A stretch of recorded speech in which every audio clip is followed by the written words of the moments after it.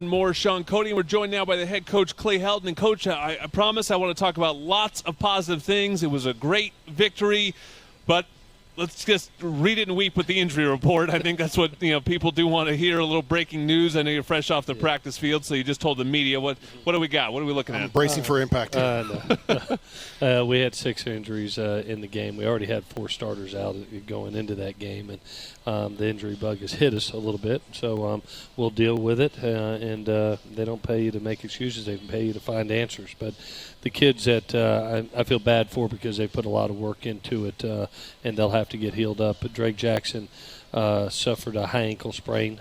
He's not medically cleared as of right now. Malik McLean had a shoulder dislocation. He's not medically cleared right now. Same for Talanoa, had the same exact injury, not medically cleared right now. Marquise Stepp actually tore the ligament in his ankle. It's going to require surgery. It's a 3 to 5 week rehab on that. Stephen Carr got a hamstring pull. He's not medically cleared right now. And then Munir McLean suffered a season-ending ACL injury that will repair here in about 2 weeks. Is it the same knee for Munir or the it was actually the opposite knee. The one he tore in high school? Yeah, we'll get that thing fixed up, tightened up, and hopefully he never has to worry about it again. Well, I guess, Coach, going from there, what is the running back position? I mean, two of your guys, you'll go down in Stephen Carr and Marquis Stepp, and obviously Vi's out. Yeah. What does that leave you in running backs? In 25 years, I've never lost 3 backs in 1 week. But that's why I said it last night with the media. That's how important recruiting is. That you build depth at positions, and talent at the positions. And Keenan, what a great job he did, stepping up, and credit to our coaches. They keep on training young kids and putting them in positions to be successful, and they are being. You see how many freshmen that are playing across the board on both sides of the ball, and that's what we wanted to be able to do: simplify our offense and defensive schemes to allow for that to happen, and it has. And so we got a lot of trust and a lot of faith in the kids that are walk out there Saturday between Keenan and Quincy. We moved Dominic Davis back to running back, and he'll help us. One of my questions as well, yeah. So he'll help us this week. We got a lot of confidence in him. He's been at that position for 2 years, has played it, and got a lot of speed also. So we'll be 3 deep going into that game, and got some wrinkles that we'll sprinkle in also. Well, as I said, just looking at the Arizona game, it was a comprehensive victory where you were good on both sides of the ball, but particularly defensively. I mean, what do you think worked so well in terms of the adjustments that were made that all of a sudden the mobile quarterbacks, you're facing the most mobile quarterback, and you had him hemmed in all night? Yeah, I thought our kids really took it to heart how important it was. They saw it at the Notre Dame game. It cost us the opportunity to get a victory on the road is allowing the quarterback to break contain. And so we worked it all week. And I give credit to Clancy and the defensive staff. They went out and studied some of the NFL teams that are having to deal with Patrick Mahomes and Deshaun Watson and Russell Wilson and those guys. And found some ideas and some thoughts that have really hemmed those quarterbacks in. And we implemented them with a new personnel grouping that allowed Drake and Caleb to get inside, put actually Hunter and Malik outside, and did some twist game, did some things that were new for us, and then the pressures I thought were really, really designed well, and you end up getting 7 sacks. Yep. We've been missing. We've been right there. We've been waiting for that breakout game, and against the guy that may be the most dangerous guy that we will play all year at the position, we were able to hem up. So credit to our players, credit to our coaching staff. I thought they did a wonderful job of doing exactly what they were taught. I think one of the big differences in this game was putting team away finally. You have a great defensive performance, and your team puts a team away. And I think it's been a while since you're able to kind of put your foot on the throat of a team. Talk about, your team learning how to finish games and finish someone's off so you can get a look at some other guys and feel good in that fourth quarter. Yeah, we in our last team meeting when I talked to them right before we got on the bus, I said, guys, this is a game that not only do I want you to win, I want every player in this room to play. That's the approach that we need to take here, and really, this is the second of our season. It's a chance to go 1-0, and to look up and to have 30 different kids make a tackle. 30 different defensive That was a players long stat sheet. make a tackle. Offensive kids got to play. We got a lot of experience for our kids. It was just one of those feel-good games. You walk off and say, "Man, we got better as a team today." We played great defense. We had great ball security again. We end up +2 on the day. We have 1 turnover in the red zone, which is still irking me. But over the day, I thought the kids, both offensive and defensively, played really well. Keaton Slovis solid again and led that effort in terms of taking care of the ball since he's come back. He's had back-to-back games without an interception, which is great to see. He's interesting, Coach. When we talk to him after games, when he sort of evaluates, he talks about his own decisiveness. That seems to be his sort of buzzword, is that he's at his best when he is decisive. What do you see from the difference between Keaton when he's sort of in rhythm as he got to as the game progressed, and maybe sort of started that game a little bit out of rhythm? Yeah, I was so proud of him. I told him we were the last 2 in the locker room, and I walked up to him and I said, "Keaton, I'm going to tell you this, buddy. Every quarterback at every level, all of us have bad days at the position. 2 things got to happen. One, you better hope you have a good run game working, which we did, over 200 yards. But 2, you hope the good quarterback, when things just aren't off, that you don't make a bad situation worse. You don't make the critical error, and that's what you didn't do today. I mean, everybody in the country, if you said, hey, bud, you're going to go 21 of 30, throw for 250 yards, 2 touchdowns and 0 interceptions, 90% of all the quarterbacks in the country are going to go yes, unless you're a USC quarterback and you're Keaton, because he does. That's one of the things I really love about our kids is they demand the best of themselves, and and he found the rhythm. He found a rhythm as that game went on. But while he found the rhythm, he didn't make the critical error. He didn't force anything, and that's what good quarterbacks do. I know Jordan's going to want to talk about offense, Coach, but I got to go back to defense. Talked about Kanai's play. Talk about John Houston Jr.'s. I thought the linebackers really showed out, especially being short EA. I thought they had, causing turnovers, making plays. I thought it was great from the linebacking core. Yeah, I think, we really challenged John in the second half of this season to, really be the captain that he is and take over the defense. And with a lot of young players playing in different positions, he's kind of you could see him setting guys up out there. He's the chaos and the hurricane. I mean, he just absolutely gets everybody aligned. Everybody. I mean, he's out on the field today, just getting after him. And then Kanai, man, what an awesome opportunity for him. He's really been our special teams captain this year, making unbelievable plays in special teams. He gets his opportunity.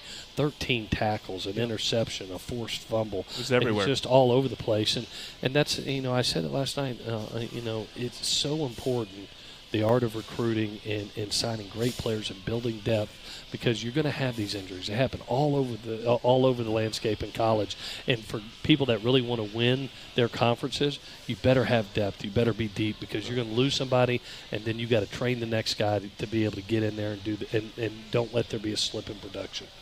All right, well, the Trojans' next game is against Colorado. That's coming up on Friday night. It'll be on ESPN2. It'll be right here on the USC Trojans Radio Network. It kicks off at 6 o'clock Pacific time, and we'll talk to Coach about it next. You're listening to Trojans Live. I'm Jordan Moore, Sean Cody, and thanks to Coach Helton for joining us for another segment here on Trojans Live, getting you set for USC Colorado. And we had an interesting debate on the pregame show as we were again. I think everyone got caught up with the air raid mantra coming into the season, and now we're sort of seeing what this offense is and whether the label sort of is irrelevant at this point of the season. We're curious though about checkdowns, how often you want to see the ball thrown to the running backs, or whether, given your set of skill positions, you want your quarterback to be ultra aggressive in getting the ball vertically down the field. What's the balance there in terms of the safe throw? Because we think of it as short completion, then maybe you hit one, as opposed to hey, we got 3 studs out there. Let's keep our foot on the gas. Yeah, in this offense, it's about completion percentage and the chains moving. And you look up on on the day, almost 50% in third down efficiency. But what was really neat is the same play was called on 3 different third downs to 3 different receivers. A 12-yard outcut, to Tyler Vaughn's, a hook up at 8 that Amon-Ra took for 15, and then all of a sudden we come right back to Drake London. He catches one at 5, splits 2, and gets another 13. So we always say this is an execution-based offense that takes what the defense gives us, and there's going to be opportunities. There's going to be opportunities for the deep ball shots. They're going to come when the run game is being effective, and they're going to come once you get those matched up coverages in cover 1, which right now we're seeing with these 3 wideouts, to be honest with you, really 4 with Drake. Yep. We're seeing about 6 times a game in man coverage. So we got to take make the advantage of the most. But we're also, we got a little bit of quarters coverage in that game the other day, and that's when you saw Pitt got his one-on-one opportunity deep ball. We missed another one down on the goal line, another post throw to him. But Keenan's taking those opportunities. When he sees them, now he's the first to pull the trigger now. I mean, he's going to let it fly. Well, that was my question. Is a win throwing it to the back and getting 5 yards? Mm-hmm. Because it seems to me he is the I see him as very aggressive. I wasn't saying he's passive at all. I'm just wondering, flipping out to Stephen Carr getting 5 yards, is that considered a win? Yeah. So we have a mantra that says reads are sacred. And go through your reads and go through your progression. And the back is usually the last in the progression, but, man, how impressive that is to go through all 5 progressions, then put it out to the back, and you throw it to Stephen Carr, and he makes 3 people look silly, and he goes for 15 yards. Or he gets 5, and you stay on pace. Instead of forcing a throw where all of a sudden it's 2nd and 10 or maybe a sack, it's 2nd and 5. Now you got the whole playbook at your disposal.